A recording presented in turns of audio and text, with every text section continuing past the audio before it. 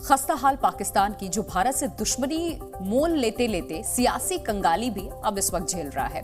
और अब पूर्व प्रधानमंत्री नवाज शरीफ को स्थिर सरकार के लिए भारत के पीएम मोदी की याद आ रही है। वो उनको याद कर रहे हैं। नवाज शरीफ को मोदी के नाम पर सत्ता में वापसी की गारंटी इस वक्त पाकिस्तान में दिख रही है। नवाज शरीफ करगिल याद दिला करके खुद को भारत का सगा बताने की इस वक्त कोशिश कर रहे हैं। किस तरीके से ये पूरी स्ट्रैटेजी रची जा रही है, एक रिपोर्ट में आपको दिखाते हैं।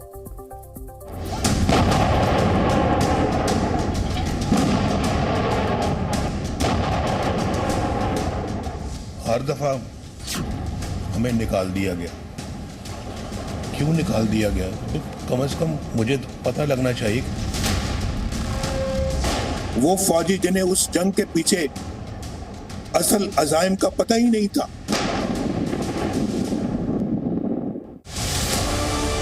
प्रधानमंत्री मोदी के नाम पर नवाज शरीफ चौथी बार पाकिस्तान के वजीर आज़म बनने का ख्वाब देख रहे हैं। पाकिस्तान वापसी के बाद नवाज आम चुनावों की तैयारियों में जोर शोर से जुटे हैं। 3 बार पाकिस्तान की हुकूमत चलाने के बाद बेदखल नवाज शरीफ हर मन से मोदी के नाम की गारंटी जनता को दे रहे हैं।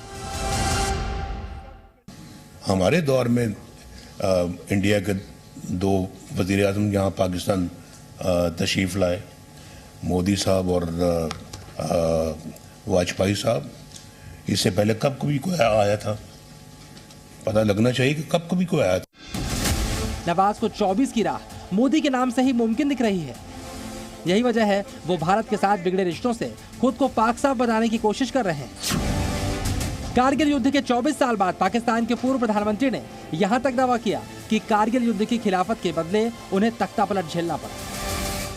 हर दफा हमें निकाल दिया गया। क्यों निकाल दिया गया? कम से कम मुझे पता लगना चाहिए कि 1993 में क्यों निकाला गया। मुझे पता लगना चाहिए कि 1999 में क्यों निकाला गया। कि हमने जो है वो मामलात को सही तरह संभाला और हमने अपना कहा कि हम ये कारगिल में लड़ाई नहीं होनी चाहिए थी, इसलिए निकाल दिया। कारगिल का जिक्र कर नवाज ने कई मौकों पर खुद को युद्ध का विरोधी बताने की कोशिश की, लेकिन 3 साल में नवाज के 2 बयान ऐसे हैं जो एक दूसरे से मेल नहीं खाते। साल 2020 में उन्होंने कहा था कि कारगिल युद्ध की जानकारी ही नहीं थी और सीधे तौर पर तत्कालीन सेना प्रमुख परवेज मुशर्रफ को इसके लिए जिम्मेदार बताया। वहीं अब कल उन्होंने कहा कि युद्ध का पता था और विरोध किया तो पद से हाथ धोना पड़ा।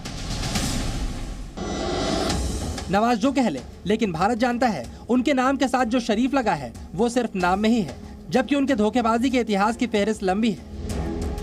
एक एक कर उन चेहरों से पर्दा उठाएंगे, लेकिन पहले आपको नवाज का वो बयान भी सुना देते हैं जिसमें वो भारत समेत अन्य पड़ोसी देशों से रिश्ते सुधारने पर जोर दे रहे हैं। 2024 में ही पाकिस्तान में आम चुनाव होने हैं। उससे पहले आए नवाज शरीफ के इन बयानों के कई मायने हैं, क्योंकि नवाज जानते हैं कि भारत से दुश्मनी उनकी सियासी पारी के लिए ठीक नहीं, इसलिए वो मोदी नाम की माला जपने लगे हैं। क्योंकि वो जानते हैं कि दुनिया भर में लोकप्रिय मोदी से नजदीकी ही उनके सियासी सफर में मैजिक कर सकती है। नवाज को भरोसा है भारत से रिश्ते अच्छे हुए तो पाकिस्तान की छवि दुनिया में सुधरेगी। नवाज इतिहास की गलतियों से पल्ला झाड़कर भारत के साथ नई शुरुआत करना चाहते हैं, लेकिन भारत नवाज शरीफ के धोखेबाज चरित्र को अच्छी तरीके से जानता है। नवाज शरीफ जब पाकिस्तान के पीएम थे तब भारत ने कई बार शांति की पहल की, पाकिस्तान को कई मौके दिए, लेकिन ना तो नवाज सुधरे और ना ही पाकिस्तान का रवैया बदला। यही वजह है कि नवाज के ताजा बयान के बाद पाकिस्तान की मीडिया भी हैरान है। पाकिस्तान की राजनीति का ट्रेंड है कि वहां कोई भी प्रधानमंत्री अपना 5 साल का कार्यकाल पूरा नहीं कर पाता, जबकि भारत में मोदी के नेतृत्व में तीसरी बार बीजेपी सरकार बनाने की मजबूत दावेदार है। नवाज को मालूम है कि भारत के विरोध से उन्हें कुछ हासिल नहीं होने वाला, इसलिए 4 साल बाद वो पाकिस्तान पहुंचे तो दुनिया में भारत के बढ़ते कद के कसीदे पढ़ने शुरू कर दिए। साल 1947 में भारत और पाकिस्तान अलग हुए थे। आज 75 साल बाद हिंदुस्तान दुनिया में इकोनॉमिक सुपर पावर बन गया है, जबकि पाकिस्तान में न सरकार स्थिर है न आर्थिक स्थिति। यही वजह है जब पाकिस्तान की हुकूमत लड़खड़ाई तो उन्हें मोदी की ही याद आई।